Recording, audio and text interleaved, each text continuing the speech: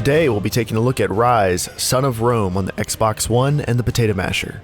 If you don't know, the Potato Masher is a $375 PC custom built in 2014 and designed to compete with the PS4 for the rest of its life cycle, except when it competes against the Xbox like this time. The goal is not to pick on consoles, but to show that PC gaming can be just as good or better for the same money. There are important links in the video description, so check them out and let's get to it.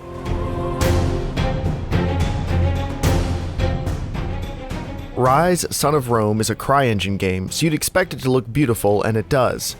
That's hardly a surprise. What is surprising is how good the game looks on the Xbox One and how well it runs on both systems. At 1080p and very high settings, the Masher maintains a locked 30 FPS at all times. The Xbox One runs at 900p, and while I don't have the equipment to test console frame rates, there were no noticeable frame rate dips. The Masher's increased resolution is the most noticeable difference between the two platforms. The Xbox One could have benefited from a post-process sharpening filter, as it looks quite a bit softer than the Potato Masher due to the lower resolution. This is harder to see in a compressed YouTube video, but the difference is still there. Besides that, the two platforms look remarkably similar.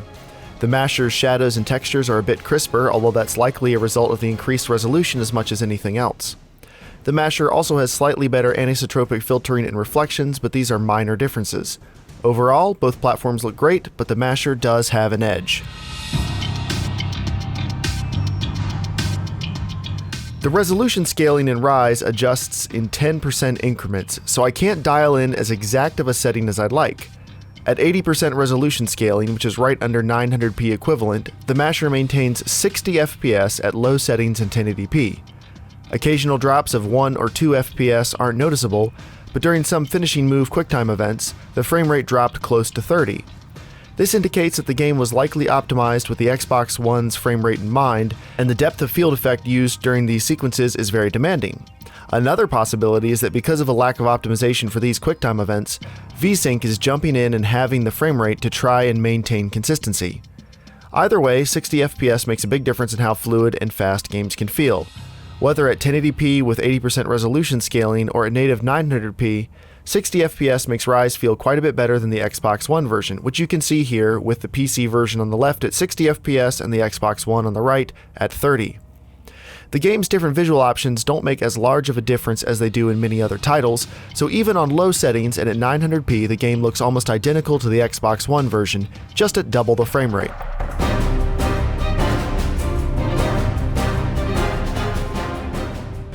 As well as the Masher runs Ryse at 1080p, it should be no surprise that it also has decent 1440p performance.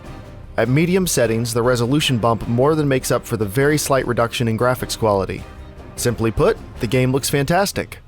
In a few areas, the GPU usage did climb into the mid-90s, so I also tested the game at low settings in 1440p in case future sections of the game require a little more GPU power than this section. At low settings, the game still looks very good and runs great. 4K was too demanding, as is to be expected. The resolution jump is still quite noticeable compared to 1440p, but the frame rate isn't acceptable. But at 1440p, the Potato Masher does a very respectable job.